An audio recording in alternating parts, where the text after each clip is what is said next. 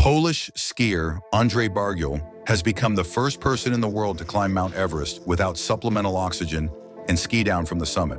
The 37-year-old had to abandon his attempts in 2019 and 2022 due to bad weather and dangerous conditions. On his third attempt, he finally reached the summit, saying, "Reaching the top was extremely difficult. I had never spent so much time at such a high altitude in my life. Skiing down Everest without oxygen has been a dream growing inside me for years."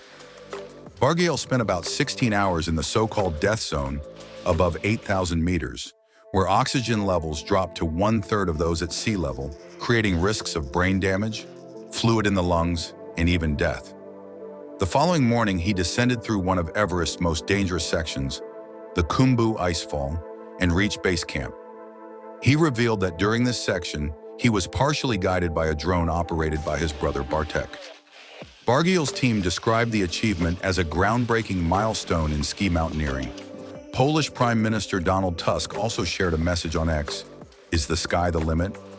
Not for Poles. Andrzej Bargiel skied down Everest. Back in 2018, Bargiel became the first person to ski down K2 in Pakistan, the world's second highest peak. In a 2020 interview with The Guardian, he said, "Nobody believed it could be done. Not even my brother was convinced. It taught me the value of patience and showed me that nobody can achieve your dreams for you."